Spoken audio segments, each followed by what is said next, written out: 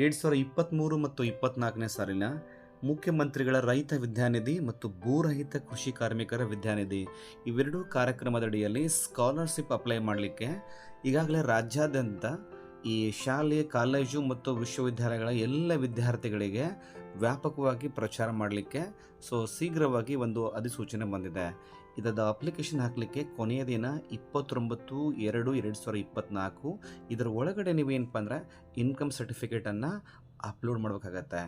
ನೆನಪಿರಲಿ ಮಕ್ಕಳೇ, 29/2/2024.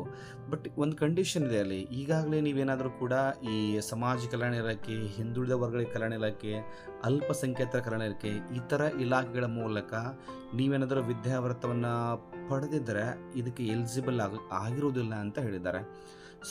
ಇನ್ನೊಂದು ಇದೆ, ಏನು ಕಂಡೀಷನ್ನು, ಈ ಜನರಲ್ ಮೆರಿಟ್ದವ್ರಿಗೆ ಈ ಆದಾಯ, ಪೋಷಕರ ಒಂದು ಆದಾಯ 2.5 ಲಕ್ಷಕ್ಕಿಂತ ಜಾಸ್ತಿ ಇರಬಾರ್ದು ಅಂತ ಎಲ್ಲ ವಿದ್ಯಾರ್ಥಿಗಳು, ಶಾಲೆ ಅಂದರೆ ಸ್ಕೂಲ್ ಇರ್ಬೋದು, 1 to 10th PUC ಇರ್ಬೋದು, ಈವನ್ ಡಿಗ್ರಿ ಇರ್ಬೋದು, ಆ ಎಲ್ಲ ವಿದ್ಯಾರ್ಥಿಗಳಿಗೂ ಕೂಡ ಈ ಸ್ಕಾಲರ್ಶಿಪ್ ಅಪ್ಲೈ ಆಗುತ್ತೆ.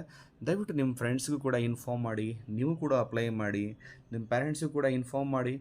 ಯಾರಾದ್ರಿಗೂ ಕೂಡ ಬಡ ವಿದ್ಯಾರ್ಥಿಗಳಿದ್ದರೆ ಅವ್ರಿಗೂ ಕೂಡ ಅನುಕೂಲ ಆಗುತ್ತೆ. ಇಲ್ಲಿ ಶಾಲೆ, ಕಾಲೇಜು, ವಿಶ್ವವಿದ್ಯಾಲಯ ಎಲ್ಲ ಥರದ ವಿದ್ಯಾರ್ಥಿಗಳಿಗೂ ಕೂಡ ಈ ಸ್ಕಾಲರ್ಶಿಪ್ ಅಪ್ಲೈ ಆಗುತ್ತೆ.